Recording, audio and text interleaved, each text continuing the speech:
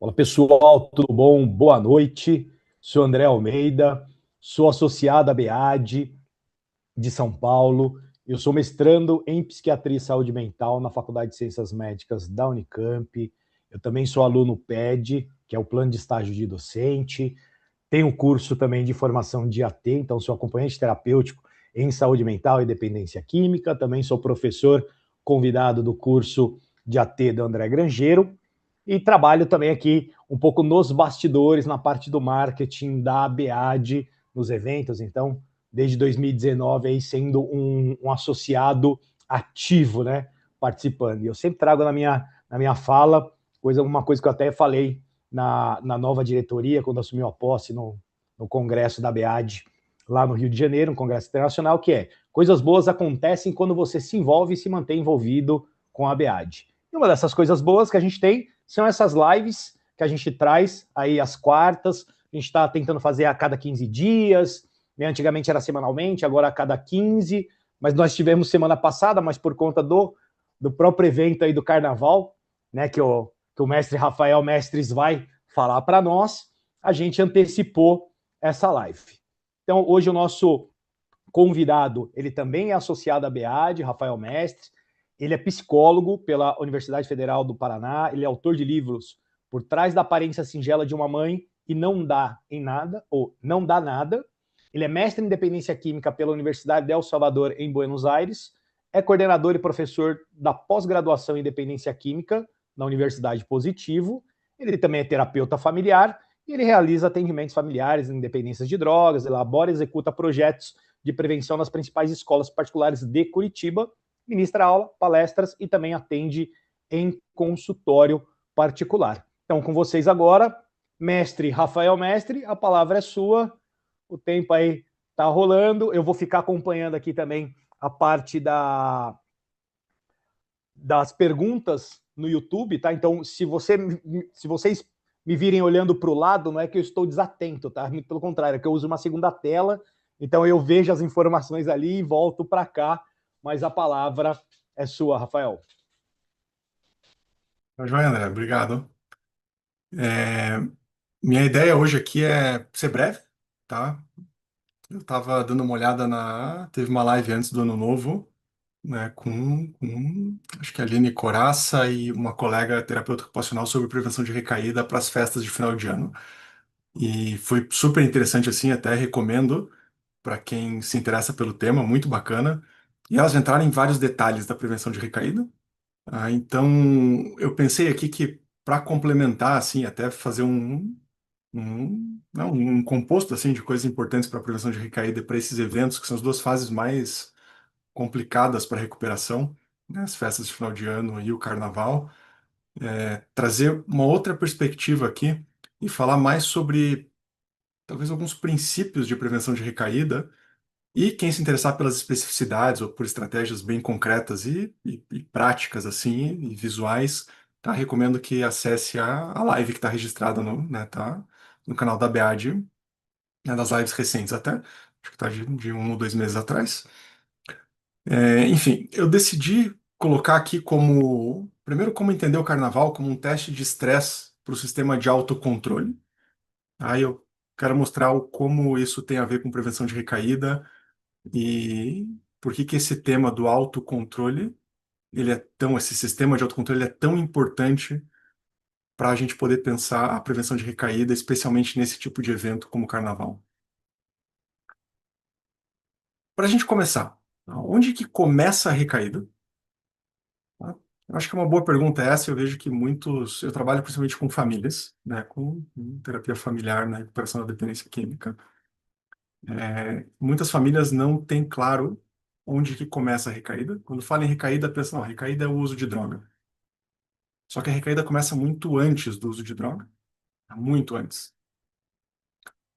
É importante ter em mente que a recaída não é um evento pontual, ela é um processo. É um processo que começa é, lá atrás, eu já vou entrar um pouco nisso também, mas normalmente começa no nível emocional. Aí, quando não é identificada nesse nível emocional, vai para o nível de pensamento. Quando não é identificada e contida no nível de pensamento, vai para o nível de comportamento. E quando não é contida ali, aí vai para o planejamento do uso e para o uso.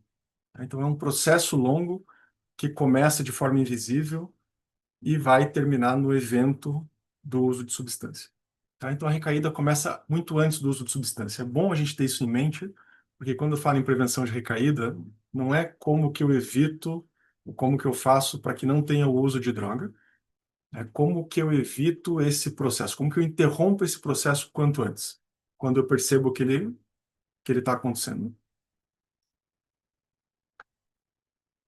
Para exemplificar isso aqui, eu quero contar uma experiência que é uma das experiências mais interessantes que eu vi estudando sobre o tema, que é uma experiência, eu coloquei aqui, né, entre cookies e rabanetes. O que fizeram? Uma experiência de psicologia social. Chamaram dois grupos de voluntários, supostamente para fazer um teste de paladar. Aí colocaram esses dois grupos numa sala, né, uma sala única com duas bancadas. Para um grupo, trouxeram uma bandeja de cookies fresquinhos, aquele que o cheiro toma conta da sala aí, e, né, faz a gente salivar e ficar com vontade de comer. E para o outro grupo, trouxeram uma bandeja de rabanete. Então, falaram assim, ó, vocês do grupo de cookies podem comer isso aqui à vontade, tá? Fiquem à vontade, quero que vocês degustem, desfrutem dos cookies. E vocês do rabanete, vocês não podem comer os cookies, tá? Vocês vão ter que degustar o rabanete. Né? E eles com aquele cheiro na sala e aquela, né, todo aquele estímulo que os cookies fresquinhos ali estavam gerando para eles. Fizeram isso, tá? E na sequência que vem o real teste, porque daí pediram para todos os participantes resolverem um quebra-cabeça super complexo, quase insolúvel, e mediram quanto tempo que cada um conseguia se manter resolvendo aquele problema super complexo, quase impossível. O que observaram? O pessoal da bancada do grupo dos rabanetes desistiu da tarefa muito antes do pessoal da bancada dos cookies. E aqui começa um estudo legal. Aqui está o nome do autor, Roy Baumeister, né, e o nome do artigo é Ego Depletion, tá? Para quem quiser pesquisar isso. Qual que é a sacada do estudo aqui? Para onde que isso aqui desenvolve nessa conclusão? Que a gente tem um sistema de autocontrole, a gente tem isso como um recurso, e o autocontrole é um recurso esgotável, ou seja, quanto mais a gente usa, menos dele a gente tem à disposição para usar em situações futuras. Foi o que aconteceu com o pessoal do grupo dos rabanetes. Tá? Gastaram o autocontrole deles, e na hora que eles precisaram usar isso para resolver uma tarefa muito difícil, eles desistiram antes. O que isso aqui tem a ver com prevenção de recaída? Tudo. Né? Qual que é o objetivo da prevenção de recaída? É se controlar ou preservar o autocontrole. Aqui tem uma chave: não usar droga ou manter um processo de recuperação não tem a ver com saber se controlar. Se você está apoiando a recuperação em cima do eu preciso me controlar, isso é frágil. Por quê? Porque o autocontrole é um recurso esgotado. Se você se controla uma, se controla duas, se controla três vezes, a quarta vai ser mais difícil, a quinta vai ser mais difícil. Uma hora você já não tem mais isso disponível, a recaída fica muito mais próxima, muito mais fácil que ela aconteça. A imagem que eu faço é daqueles do videogame, né? Quando joga Street Fighter, aquela barrinha de energia do lutador. Conforme ele vai apanhando, vai perdendo energia, né? Até que ele perde a batalha. É isso. A gente tem essa barrinha de autocontrole. Então, o objetivo da prevenção de recaída não é se controlar, é preservar o reservatório de autocontrole. Se é um recurso esgotável, eu preciso preservar ao máximo o meu autocontrole para que caso eu precise usar desse recurso, ele vai estar inteiro, tá? E eu vou ter ele disponível, ele vai ser suficiente. Faz sentido até aqui, André? Tá? Total sentido. Já tô até aqui, já recebi umas duas perguntas já logo de começo e já tenho uma para logo fazer sobre essa questão também desse autocontrole. Tá bom. Fica à vontade se quiser interromper para já ir fazendo perguntas, se achar que é pertinente pro momento, a gente vai conversando. Maravilha. Então, bom, junto com isso, tá, eu peguei aqui um conceito que está naquele livro do Prevenção de Recaída do Gordon e Marlatt, que são os três níveis de prevenção de recaída. Vai ver como isso se conecta com essa ideia do preservar o reservatório de autocontrole. Primeiro nível de recaída, de prevenção de recaída, evitar situações de risco. Essa é a primeira estratégia. Preciso evitar situações de risco. E o carnaval, né, para a gente manter o nosso foco aqui, é um pico de situações de risco. É um pico de estímulos e da rotina desorganizada. E daí pensa assim, por que que o primeiro nível é evitar situações de risco? O que que isso aqui faz? Isso aqui faz eu me preparar para preservar o meu reservatório de autocontrole. Tá? Se eu não me expuser a uma situação de risco, eu não gasto autocontrole. Ou seja, eu tenho mais dele disponível para uma situação de emergência. Tá? Então, não é à toa que é o primeiro nível de prevenção de recaída. Segundo nível de prevenção de recaída, eu tenho um plano para situações que são inevitáveis, que eu não consigo evitar. Tá? Situações de risco que eu não vou conseguir escapar. Tá? Eu preciso ter um plano para elas, um plano pré-definido. Então, por exemplo, eu vou ter que ir para uma situação de trabalho, uma situação, uma festa de família, alguma situação que, sei lá, no carnaval eu não consigo pensar numa situação inevitável, mas, cara, vai ter uma reunião lá da família na praia e eu vou precisar ir. Tá? Eu tenho um plano, como é que eu vou me conduzir lá? Há quanto tempo eu vou ficar lá? Que horas que eu vou chegar? Que horas que eu vou sair? Quem que vai ser uma pessoa que eu posso me apoiar? É, qual que vai ser o meu critério para ir embora? Tá? Aconteceu tal coisa, eu vou ter que sair já. Já ter tudo isso definido previamente. Por que que isso é importante? Porque isso também preserva o reservatório de autocontrole. Tá? Se eu já tenho as decisões tomadas com antecedência, não tiver que tomar uma decisão na hora, eu não vou precisar gastar esse autocontrole. Se eu tiver que decidir na hora, pô, aconteceu uma situação ali, cara, apareceram com bebida ou eu não sei o que fazer, eu vou ter que me tomar uma decisão naquela hora. Ali eu gastei uma quantidade de energia que eu podia ter economizado. Aí esvaziei meu reservatório. E o terceiro nível de prevenção de recaída é o plano de contingência. Tá? Se o primeiro não deu certo, não consegui evitar a situação de risco, não consegui executar meu plano para uma situação inevitável e acabei usando. Tá? Eu preciso ter um plano de contingência para isso. E aqui é sempre um nível que existe uma certa resistência em se conversar sobre, porque parece que, bom, se eu tiver um plano de contingência, se eu pensar o que que eu vou fazer se eu tiver um uso, parece que isso dá uma sensação de permissividade, né? Mas não, tá? Isso aqui se é bem feito, tá? Isso aqui evita o efeito pé na jaca, né? Que é o efeito que os autores falam tecnicamente, o efeito de violação da abstinência, que é aquela sensação, "Putz, eu acabei usando, tudo deu errado, aí vem a sensação de fracasso, de culpa, de tudo que eu fiz foi em vão. Já que eu já usei, agora, pô, efeito pé na jaca. Vou meter o pé na jaca, então foi tudo por água abaixo já, e aí a recaída se desenvolve. Tá? Se eu já souber, tá bom, eu vou evitar situações de risco, vou ter um plano para situações inevitáveis. Tá? Se tudo der errado e eu acabar usando, o que que eu vou fazer? Aí vai pensar numa contingência mesmo. Como é que eu vou me conter? Porque eu sei que aqui me veio uma imagem muito boa para quem tem filho pequeno já assistiu o desenho do Nemo. Cara, no desenho do Nemo tem uma cena que é brilhante, que é a cena dos tubarões na reunião de mútua ajuda, que eles estão, né, se ajudando para não comer mais peixe. Aí o Nemo chega com a Dory, que é a amiguinha dele lá, que o tubarão leva eles para mostrar que tem um amigo novo e não está comendo peixe há tanto tempo. Né, e eles estão ali realmente firmes. E acontece um acidente ali que a Dory bate o nariz e sangra o nariz dela. E aí o sangue vai pela água e entra no nariz do tubarão.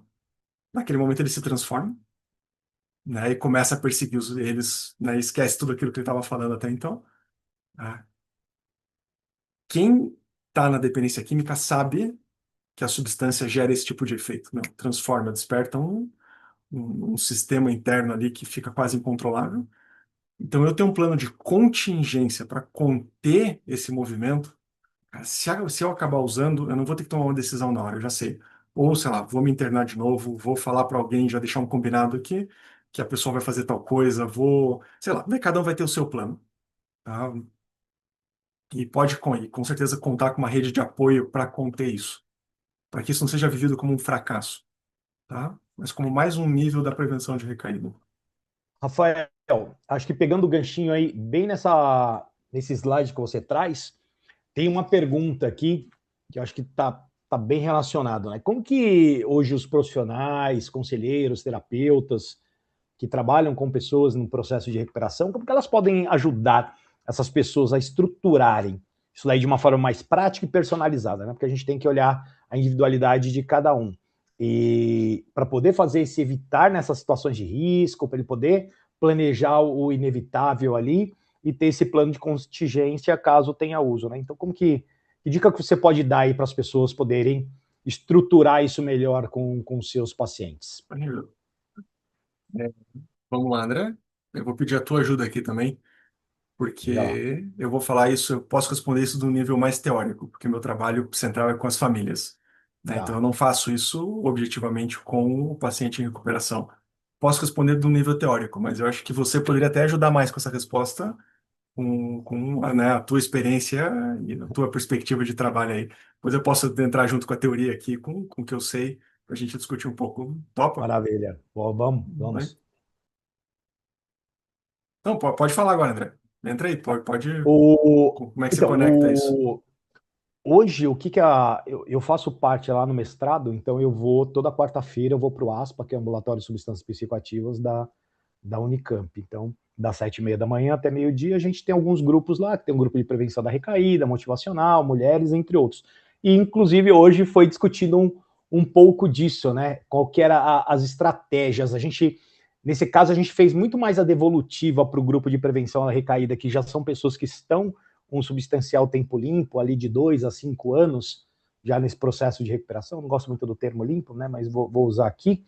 E a gente pediu para que eles trouxessem quais eram essas estratégias que eles utilizavam para poder se manter num processo de recuperação durante esse período de carnaval. E teve uma pessoa que pegou e comentou, falou, André, eu moro no sul de Minas, eu amo carnaval, eu gostava ali daquele esquenta, né, de antes de começar e tudo mais, e hoje eu não vou, né, o que eu faço? Eu assisto carnaval na televisão. Mas ele falou com uma tristeza, sabe, assim, meio depressivo por estar chegando essa época do ano e não poder, né, participar porque ele não se sente confortável. E aí a psicóloga que estava conduzindo o grupo pediu para que ele realmente refletisse ali qual que era a relação dele com o carnaval. Se era a relação com a bebida no carnaval ou era com algumas outras coisas dentro do carnaval, né? Então acho que ela tentou extrair informações para poder, acho que, ir para uma linha de treinamento de habilidades sociais, né? Então, ok, você não consegue, como é que você então vai evitar essa situação de risco? Provavelmente ele não vai, então ele fica assistindo de casa, né? Mas para plano de situações inevitáveis nesse caso, como ele não vai, há 5 anos que ele não vai, desde quando ele decidiu parar de beber, então talvez ele não se coloca nessa situação inevitável, né? Tem pessoa de apoio, apesar que eu comentei para ele, né? Por ter essa formação em AT, eu disse, mas você já pensou em ir com alguém que não faça uso de bebida para que você possa, né, voltar aos poucos e ali se sentindo confortável, mais confiante para poder participar, sem ter a relação com a bebida? Aí ele virou e falou assim: mas todas as pessoas que eu conhecia que gostam de beber. Então ele acabou ainda dando uma segurada, né? E para o plano de contingência, ele acabou não comentando, mas eu entendo que não se culpar, não ficar né, se chicoteando por conta, talvez, de um lapso, de uma recaída nesse período, mas que ele volte o quanto antes para poder fazer aquilo que ele já estava fazendo. Volte para grupo, volte lá para terapia, se ele estiver tomando medicação, que ele continue tomando a medicação, que ele procure um psiquiatra, né, que ele vá para grupos de mútua ajuda, né, tem os corujões que os grupos fazem, aí eu acho que tem, então, algumas estratégias para no caso aí do efeito pé na jaca aí que você comentou, né? Nesse exemplo especificamente que eu trouxe, ele ainda está evitando a situação de risco e no plano para situações inevitáveis ele ainda não conseguiu fazer porque ele não viu ele ainda talvez condições que permitisse que ele fosse de uma forma confortável para participar, né? Então ele acho que parou, ele parou no primeiro passo ali, né? Evite a situação de risco. É o que ele pode fazer agora. Os demais falaram, eu não vou para a praia também, porque eu ainda não tenho condições, mas eu vou para um clube, né? Um parque aquático, então é uma outra forma. Então ele sabe que ali no carnaval na praia é aquela festa, aquela bagunça, né? E ele também está há 3 anos, mas ainda não se sente confortável para ir. É bem interessante. Muito legal você colocar isso, André, porque eu tô pensando, né? Tem muita essa pergunta assim de, cara, já tô bem, eu quero, né? Eu quero testar, será que eu não consigo? Será que não?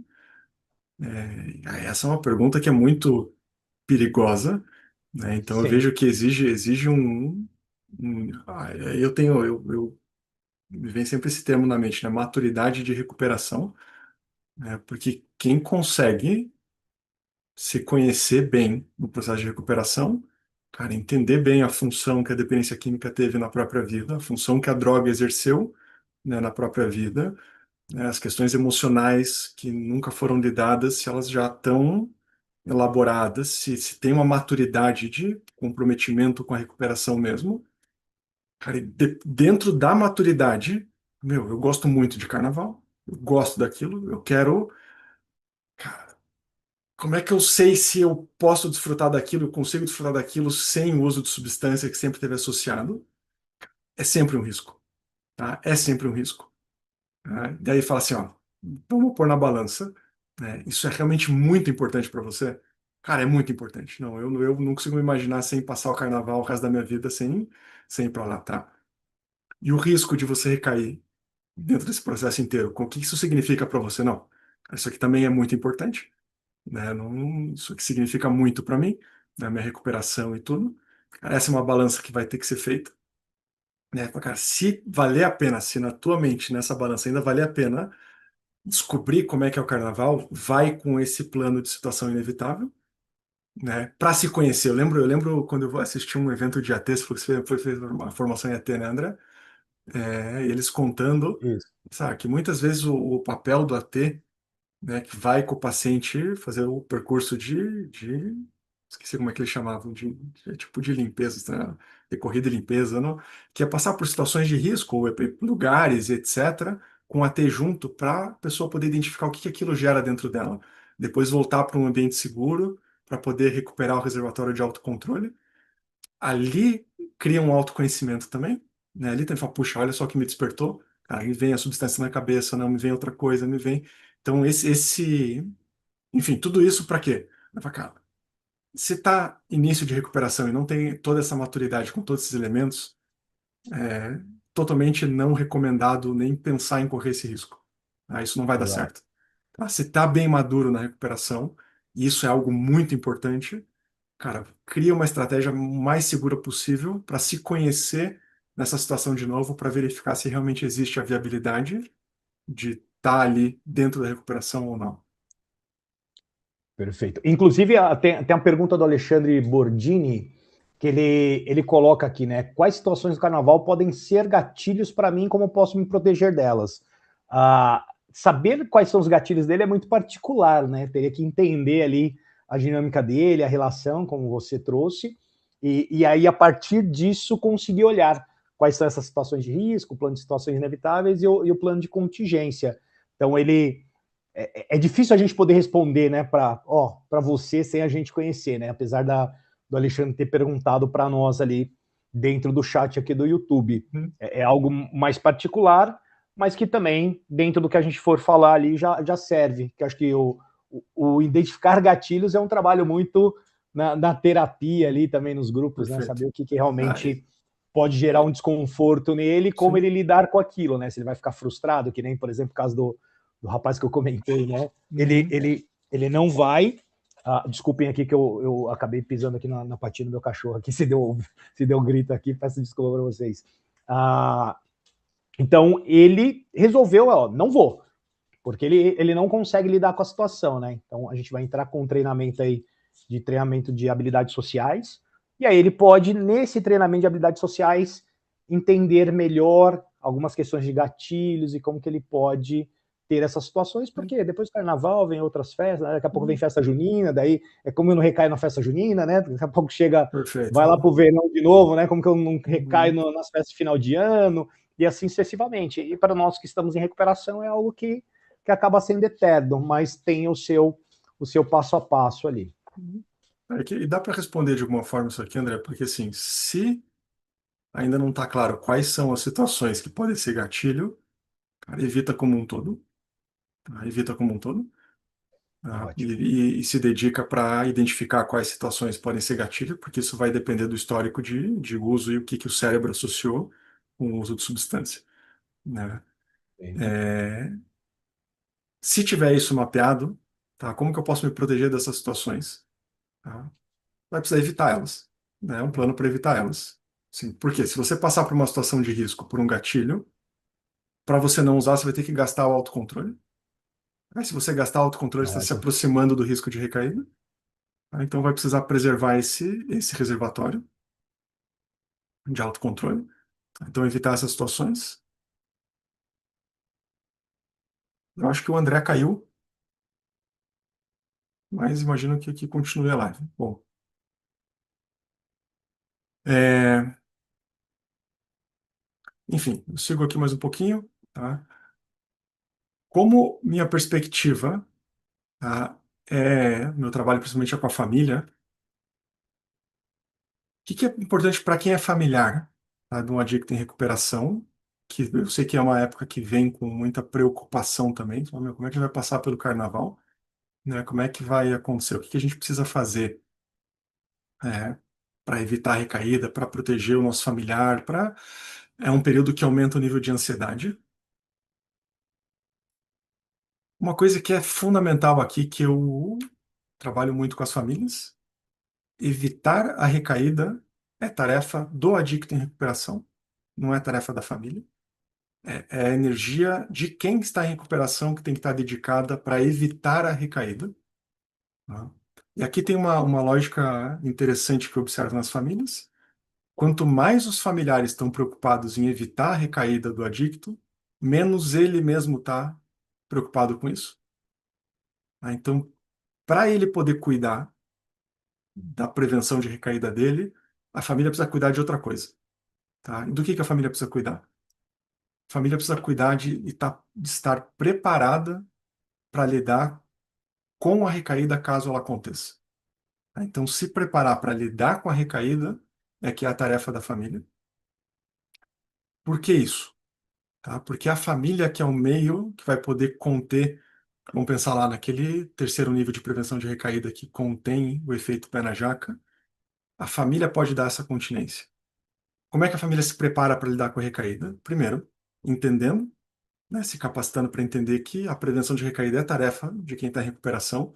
Não adianta a família querer cuidar das coisas por ele, porque isso vai se transformar em sufocamento, em controle, em- na conhecida codependência, né? A família começa a cuidar mais da recuperação dele do que ele mesmo. E como é que a família se prepara daí para isso? Fala, ok, a gente está tranquilo, está na tua mão o teu tratamento, e a gente vai criar o nosso plano de contingência para que, caso tenha uma recaída, a gente já sabe o que a gente vai fazer. A gente também não vai deixar para tomar decisões caso isso aconteça. Se a gente observar que o processo de recaída começou, a gente já vai ter o nosso plano de contingência para como que a gente vai lidar com essas situações. E o ideal é se a família tiver esse plano de contingência, esse plano de ação, e que esse plano seja combinado com o dependente. Então, a gente vai combinar com você que se acontecer uma situação dessas, a gente vai tomar tal atitude. Tá? Tudo bem? Estamos de acordo aqui? Ok. Tá? Se isso estiver de acordo, a gente tem um sistema dentro do processo, dentro do desafio da recuperação, tá? E isso é muito mais protetivo para o dependente, para a família, do que essa mistura de responsabilidades, né? A família cuidando das tarefas dele, e esquecendo a tarefa dela e criando aquela dinâmica que é bem conhecida na dependência química, que é a família, né, se super envolvendo, tá? E fazendo mais do que precisa por ele, o que acaba até atrapalhando o processo um pouco. Tudo certo, André? Vi que você caiu aí. Tudo, Entrou no tudo, mas ar? eu estava acompanhando pelo Beleza. YouTube aqui, tava ok, então ótimo aí a parte da família. Eu não sei se chegaram a escutar quando eu falei do Luiz Antônio Silva, que ele falou sobre se os grupos de anônimos de multajuda são eficazes nesse período. Não, Eu acho que foi a hora que eu caí, então, não. e acabei não respondendo, estava no finalzinho, daí eu vi que mudou para a família, eu falei, não, realmente eu saí do ar. Os grupos de multajuda têm um papel bem importante nesse período, muitos grupos criam as suas chamadas reuniões de corujão, que são reuniões que ficam rolando a noite toda, para evitar, né, das pessoas que têm essa dificuldade, para que elas possam participar. Tem as reuniões online, as reuniões online também, elas acontecem por muitas vezes de madrugada, nesse período noturno, que é onde que as pessoas, de repente, têm ali mais contato ali do carnaval, em alguns lugares, né? Outros é durante todo o dia, né? Nos bloquinhos e por aí vai, né? Os carnavais de interior, de Minas, aí bem tradicionais, Nordeste, né? Festa, praia. Então, tem os grupos que ajudam bastante nesse sentido. Só procurar, tem reunião online para alcoólicos anônimos, para narcóticos anônimos, então eles são bem eficazes nesse caso para ajudar no período aí de festas para se manter aí na sua sobriedade, tá? Então é bem importante isso. Agora, pode voltar aí, Perfeito, Rafa. perfeito. Não, é bom quando você entra assim que me dá uma pausa pro cérebro associar algumas ideias aqui que eu estou pensando assim, né, no carnaval, pensando nas famílias que eu acompanho. Cara, às vezes o paciente não, ele já está num processo de recaída e ele não tem a consciência ainda do que ele precisa fazer para se manter sóbrio, tá? E ele está convicto de que ele pode ir para o carnaval e ele não vai usar. Tá? O auto-engano, né? Aí Bom, apareceu. tô engano, perfeito. Já está na recaída, como eu falei, recaída é um processo, não é um evento. Já está acontecendo um processo de recaída.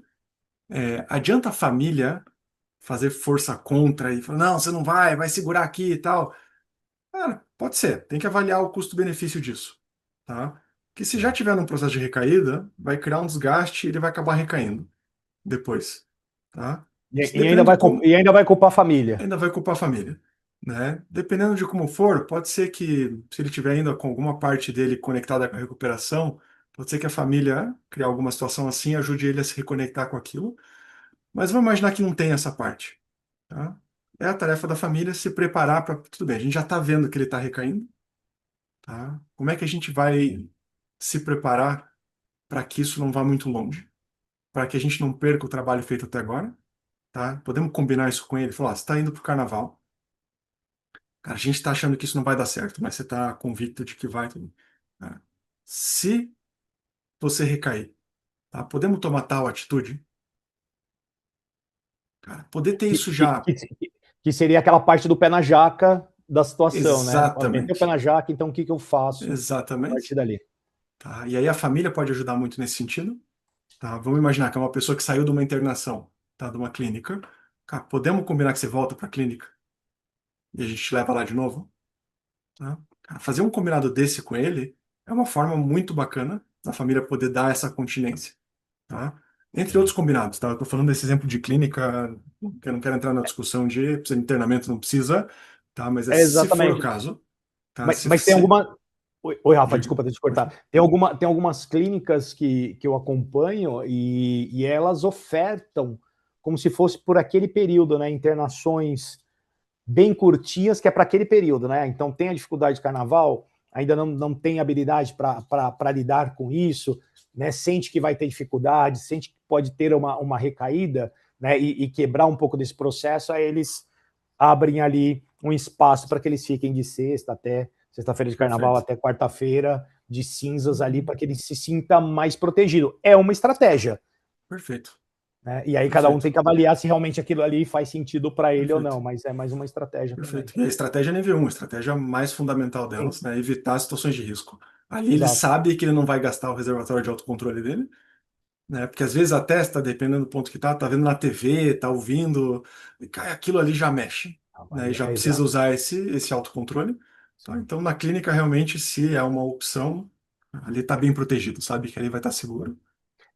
E até as próprias retiros espirituais, olhando para um lado, né? Mas espiritual Uhum, também é uma coisa interessante, né? Vai se conectar com o poder superior dele, com ele mesmo ali, e nesses retiros aí permitir que ele também consiga se afastar, porque lá provavelmente não vai ter bebida, não vai ter a festa, né? Vai estar muito uhum. mais concentrada ali no eu presente, isso também pode ser um, um desses evites. Uhum. Perfeito. Eu acho que aqui da família era isso que eu tinha em mente, tá? Agora eu preciso da tua ajuda aqui, André. Quando a gente fala do adicto, tá? Cara, o que que ele precisa? Eu vou te Diga. pedir um favor. Aqui surgiu uma outra pergunta aqui que é relacionada à família, para a gente mudar aqui para o adicto ali. Perfeito. Como eu posso amar meu familiar e colocar limites saudáveis e ainda confiar no processo de recuperação das pessoas mesmo ali com medo, né? Então, como ele pode amar o familiar, colocar limites saudáveis e confiar no processo de recuperação daquele familiar que está passando ali pela Uhum. situação. Ah, beleza, essa pergunta aqui são meses de terapia familiar, né? Para as famílias encontrar a resposta. Tá, mas vamos tentar pegar o ponto central disso. Cara, primeiro, para quem é familiar, né? Esse é o objetivo, né, cara? Conseguir amar meu familiar, colocar limite saudável e confiar no processo de recuperação.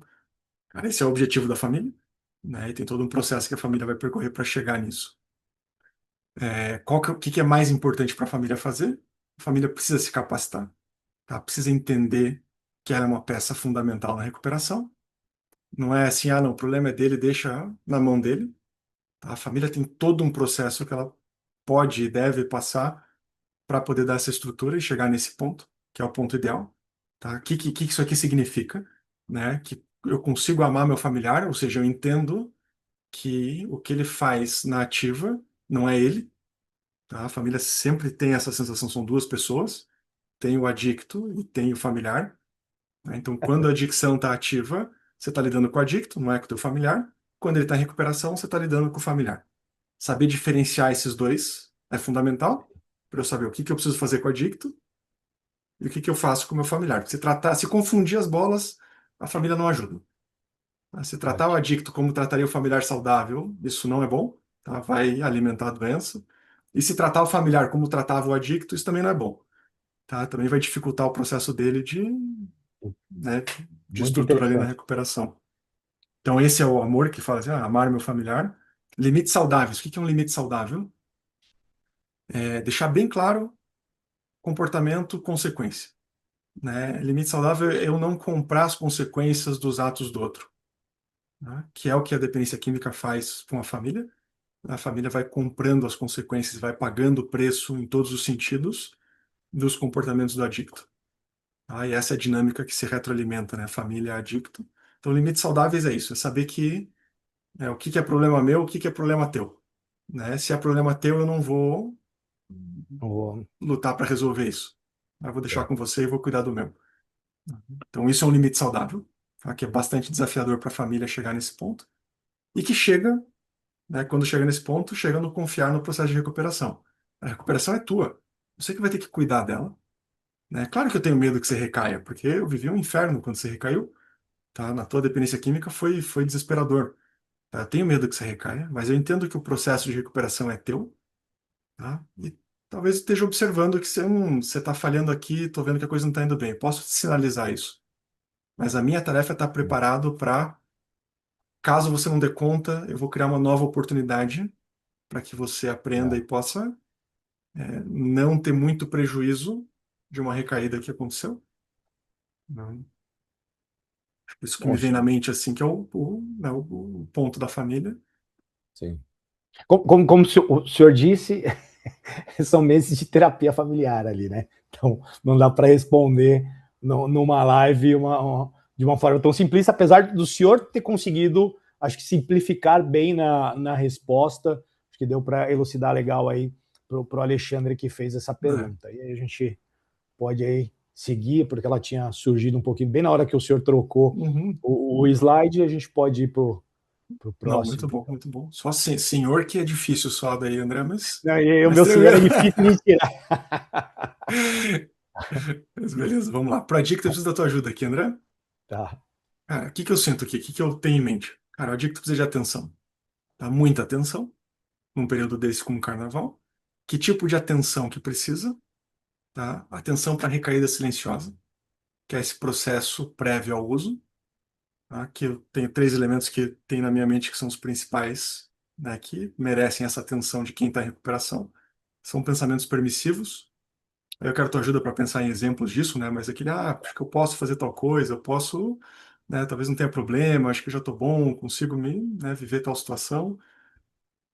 Desejos tangenciais, que eu lembrei muito disso na hora que você falou da pessoa em recuperação lá, que falou, não, eu gosto muito de carnaval.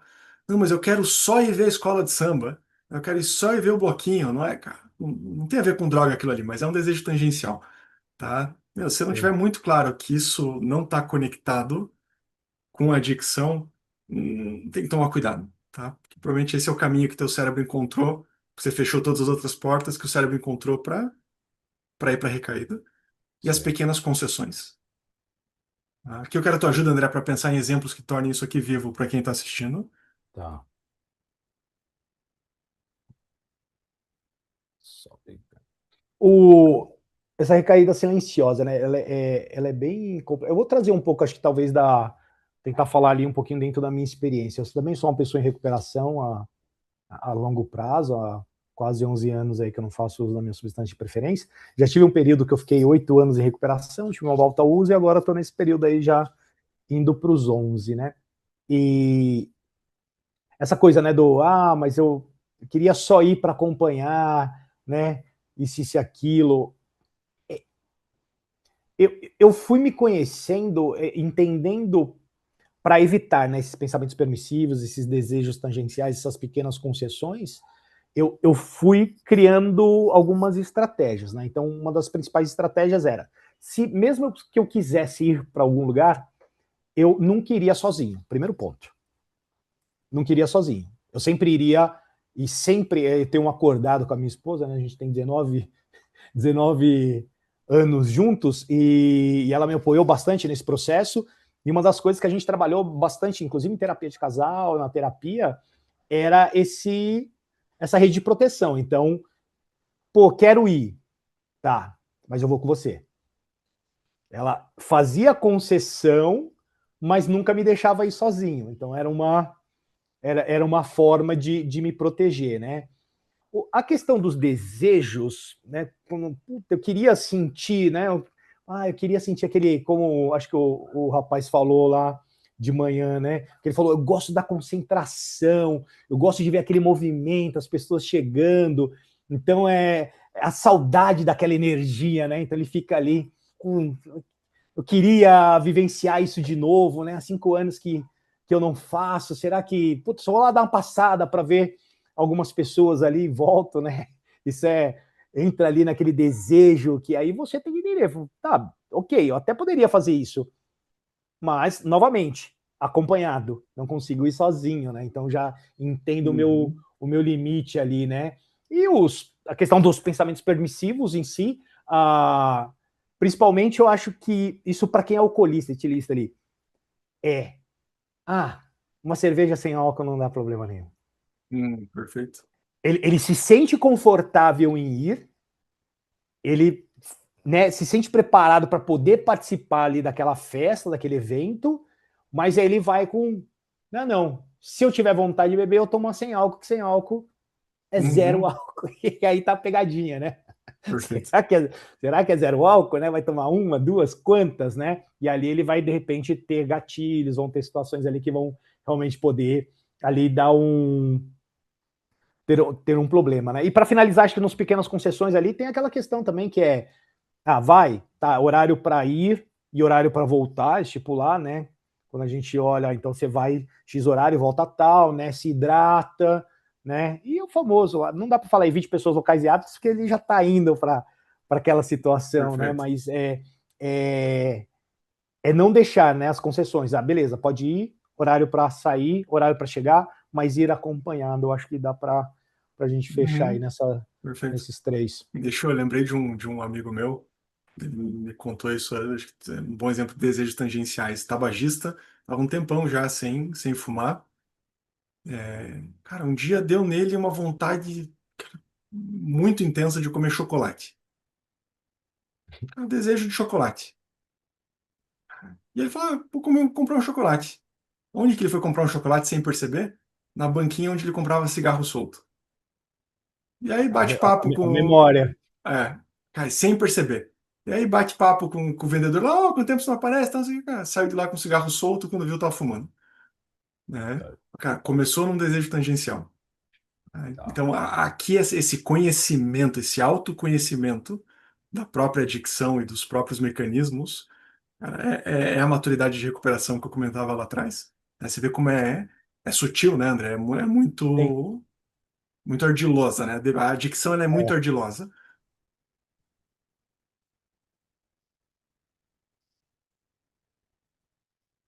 Muito bem.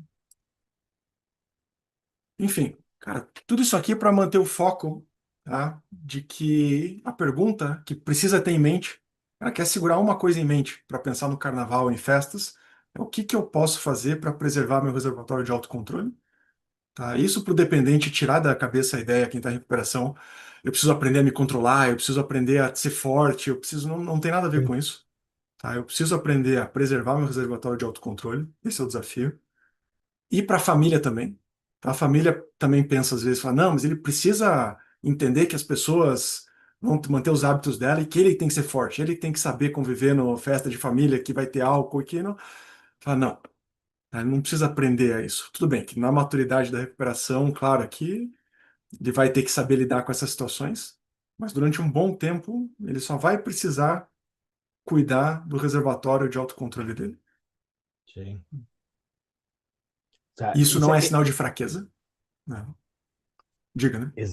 exatamente. É ele entender as limitações, né? Esse sinal de fraqueza, né? Porque tem alguns jargões, algumas coisas de grupo de multa-ajuda, mas que ele faz total sentido, né?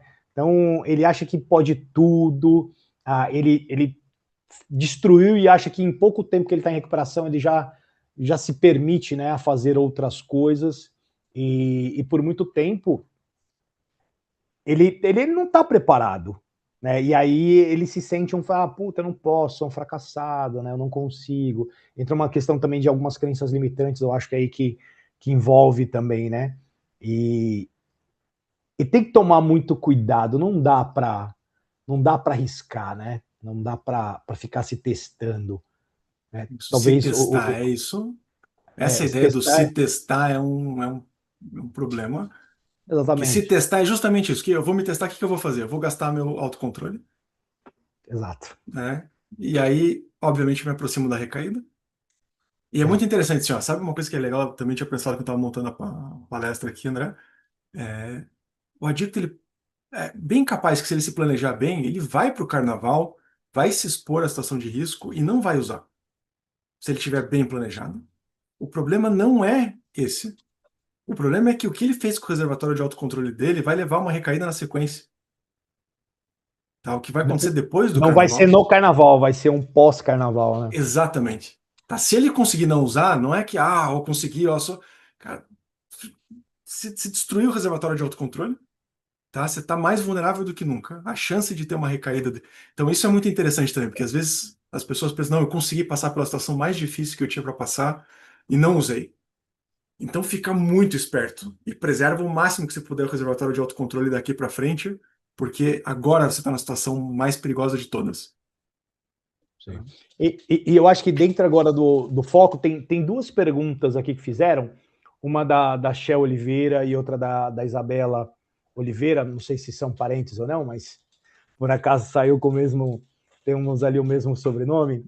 A Shell ela pergunta o seguinte: sendo a recaída um processo e não um evento, como o lapso é compreendido nesse universo? Uhum.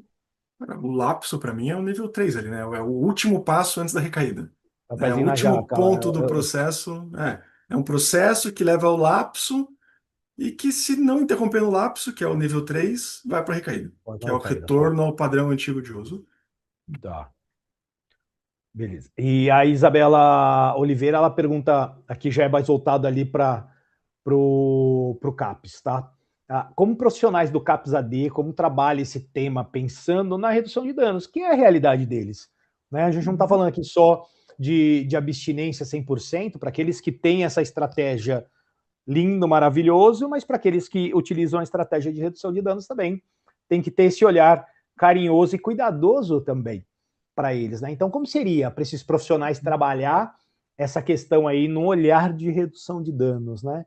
Então, é o se Perfeito. hidratar, é comer, né? O que seria especificamente? Porque a gente não está falando de redução de danos no sentido, eu fumo 10 pedras de crack e vou fumar maconha agora, não seria? Uhum. A gente não está falando exatamente disso, mas na parte de cuidados especificamente, né? Eu vou precisar da tua ajuda aqui, André, para não falar bobagem, tá?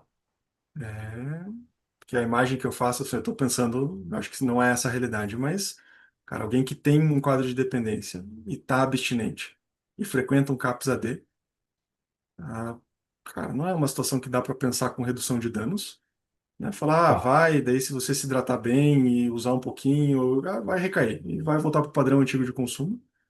Tá? Mas eu imagino assim, alguém que está em uso e está lutando com o uso e está ali no CAPS AD e está conseguindo segurar o consumo e carnaval é uma situação e vai. Cara, aí acho que essas estratégias, né, de ajudar a pessoa a se apropriar da própria vida e do próprio processo, né, a criar consciência do Sim. que ela está querendo, qual que é o objetivo dela, né, onde que ela está querendo chegar.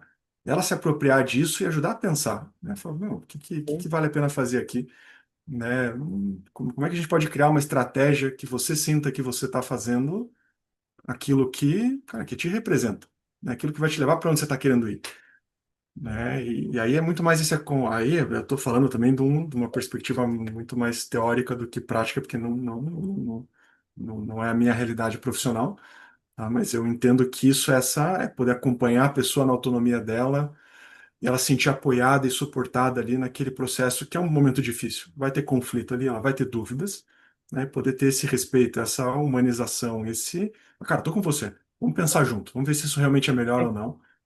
Coloca uma balança decisória, faz ele de repente refletir com os pós e contras, né, e quais seriam as consequências para dentro daquelas decisões que ele teve, né? E Uhum, ser um, e se partir para uma questão talvez do uso ali, realmente eu acho que isso é válido, né? Porque quando a gente fala do carnaval, tem muitos filhos do carnaval, né? Que acabam nascendo, então a pessoa se cuidar em relação a preservativo, né? Se ele for então realmente ter esse outro uso, que ele consiga se hidratar, que ele consiga comer. São formas, né? E de deixar aquela escolha da pessoa em usar, que ela tem uma escolha como ser humano, né? Daquilo que ela quer fazer ou não, mas ela também é responsável por todas as consequências.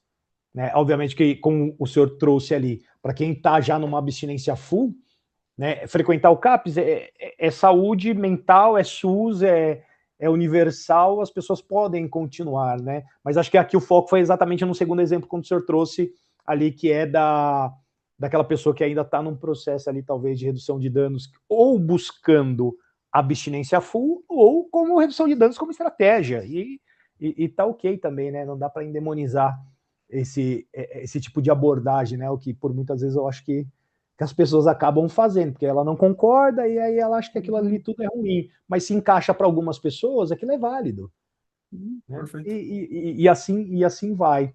Então acho que dá para a gente também ter esse olhar, como você disse, né? O carinhoso, o cuidadoso também, respeitando os direitos das pessoas, de ir e vir e Uhum, fazer o que elas quiserem. perfeito. Cara, e aí com o que o profissional pode contribuir? Com toda a bagagem e conhecimento que tem. Eu falo, te acompanha, tá aqui, ó, posso contribuir com isso aqui. Vamos pensar junto, vamos estar junto aqui para que aconteça o melhor para você, né, dentro do que você deseja. Bom, Exato, ótimo. cara, e aqui eu volto para o começo, né? Que é essa ideia, assim, né? Preservar o reservatório de autocontrole, porque a recaída começa muito antes do uso. Então, para você evitar esse processo, você tem que estar focado em manter esse reservatório preservado. E, considerando essa ideia, né? Claro, o carnaval é um baita teste de estresse para esse sistema de autocontrole. Tá? Então, o foco que eu acho que poderia contribuir com essa live aqui, com esse tema de prevenção de recaída no carnaval, é com essa ideia do autocontrole desse sistema que precisa ser preservado, tá? Porque o carnaval vai estressar ele. E eu acho que com essa frase que o senhor traz aí que vai estressar ele, tem a pergunta aqui do MK2P 2008, eu não consigo saber qual que é o nome dele, que ele fala assim, que muitos adictos eles possuem transtorno mental como bipolaridade, mais o transtorno por uso de substância, né? Ou os transtornos dual aí, né? Eles precisam de mais cuidado ainda? Não? Os cuidados são o mesmo, porque a gente está falando do alcoolismo, da dependência química especificamente, ou ele precisa ter esse cuidado redobrado porque ele tem um outro transtorno associado ali? Uhum. Eu posso parar de compartilhar aqui, André? Vai ficar Pode, pode, nós dois pode, inteiros? Tá. pode, à vontade. Aí. Então, eu vou falar assim, cara, tem um dado específico que eu não lembro agora, se é 83%, 85%, mas assim, da dependência química, tem um transtorno dual, tem uma comorbidade, né? Então, dificilmente é uma minoria que tem a dependência química pura, né, exclusiva.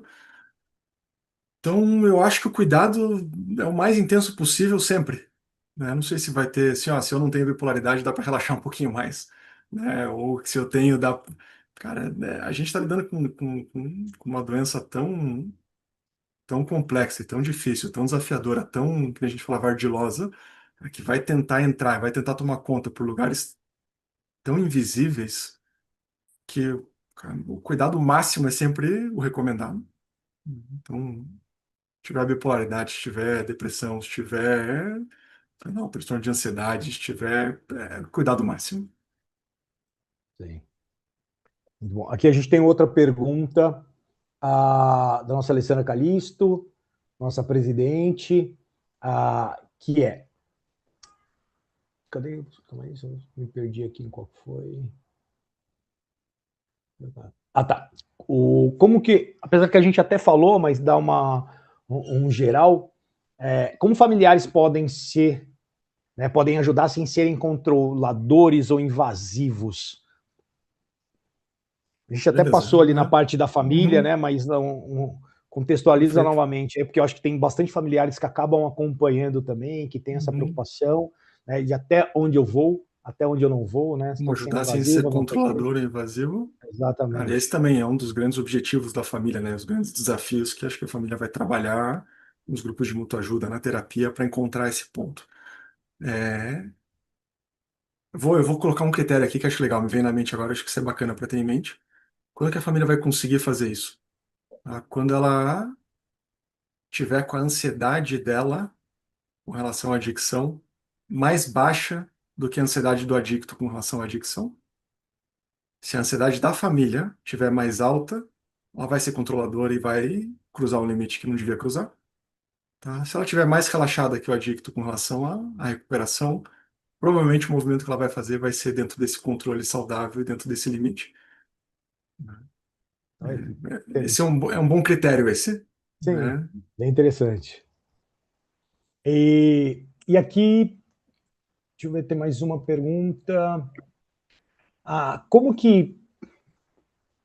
Essa daqui foi do Rogério Bosso, um associado daqui de São Paulo, que ele fala como diferenciar um pouco da questão do desejo passageiro e de talvez um risco real de recaída.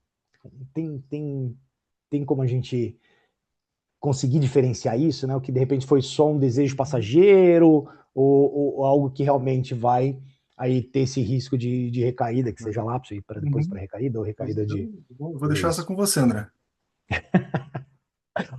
Uhum. Para você diferenciar o desejo, tem que se conhecer muito, porque eu costumo dizer, né? Desejo ele dá e passa, e, e se ele fica martelando, aí eu já acho que entra para esse risco. Uma coisa que também eu sempre comento nas minhas partilhas ou para as pessoas que eu converso é tudo aquilo que você rega, cresce. Então, tive um desejo. Pô, às vezes, olha, veio, foi. Né? Hoje, com quase 11 anos, para mim é muito assim, né? Ele passou, foi embora, né? Só tem um resquício ali de que aconteceu um desejo. Mas para quem está num processo ali ainda inicial de recuperação, de se conhecer, de se manter abstinente, essas fases do desejo ela vem bastante, ela aparece mais vezes. Minha esposa ela costuma dizer uma coisa que é quando você tem acesso a algo e depois você para de ter acesso àquilo, é muito frustrante, é muito complicado, né? E se ele tiver nesse período, né, que veio o desejo e ele alimentou, ele regou e aquilo continua, ele vai se lembrar desse acesso que ele tinha e que agora ele não tem mais. Mas ele vai ver aquele universo de pessoas, de bebidas, de cheiro de repente de maconha ali que as pessoas estão fumando, ou se for um tabagista, de pessoas fumando também, ou os próprios DEFs ali, né, ou o tabaco convencional. E aí eu acho que isso começa a aumentar o risco de uma volta ao uso dentro desse período festivo. Então, é conseguir ali, acho que o diferenciar é eu estar no regar ou não regar. Tive, passou, entender que isso é uma coisa normal. E a outra é, tive, mas reguei. Aí você tá indo talvez para Perfeito, uma rota de colisão. Um perfeito. pouco assim, mas saber diferenciar, talvez assim, eu não consigo colocar tão em palavras assim, Uhum. né? Mas Eu acho que numa talvez o questão prática. desejo, você me fala, me ocorre, me corrija se não for isso, mas talvez o desejo não tenha diferença. É o que você faz com ele, né? Porque se Tá. aparece o desejo e você vai se debater com o desejo e tentar argumentar com ele, ferrou, você está regando, né? E ele vai se te aproximar de um perigo. Cara, se veio o Uhum. desejo, você deixa ele passar e foca em outra coisa, beleza, o perigo passou um pouquinho mais longe. Eu não sei, me dá essa impressão quando você me fala, né? É bem isso. E de entender, né, que essas situações, elas. Porque quando se fala do evitar pessoas, locais e hábitos, é exatamente isso, né? Para não trazer essa memória eufórica que por muitas vezes as pessoas que têm a problemática possuem, ainda as suas relações, como foi dito aqui também, com aquelas datas festivas. Por que não imaginar que eu possa pular um carnaval sem ter que beber? Eu não posso pular um carnaval, passar o carnaval, me divertir, flertar, que seja para os solteiros, e sem precisar ter o uso de drogas relacionado, né? Então são as associações que por muitas vezes essas pessoas fizeram. E aí eu volto novamente para aquilo que eu perguntei para o colega hoje lá na Unicamp. Falei, tá, mas o que você gosta do carnaval? Porque a Uhum, partir disso, você entendendo o que você gosta, qual é a sua relação, aí a gente consegue trabalhar melhor, né? E aí ele não soube responder, né? Ele falou que gostava ali do todo e tal, mas eu falei, mas uhum, você tem saudade da bebida nesse período? Daí ele falou, não, eu tenho saudade do todo, mas a bebida tá incluída nesse uhum. todo. É, Então pronto, é isso. Quem tá na área já escuta isso, já fala melhor não ir, cara. Fica por aqui, a ficha não TV não tá, tá tá na hora de ok. tentar ainda fazer nada. Exatamente. E participa dos grupos, vai para grupo de muita ajuda, pega Corujão, pega reunião online, né? Participa de outros grupos que talvez não seja de 12 passos para aqueles que de repente não se identificam, né? Tem o Smart Recovery também, que trabalha com o TCC, que é bem interessante. Tem reuniões aí no Brasil de terça e sábado.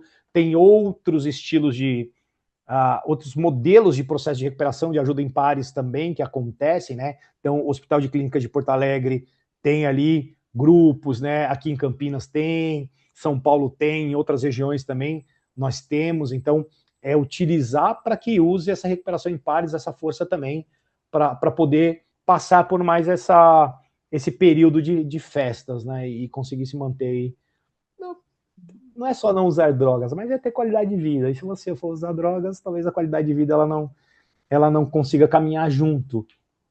Mas né, tem que buscar essa qualidade de vida, esse cuidado com saúde. Use ferramentas, use aplicativos.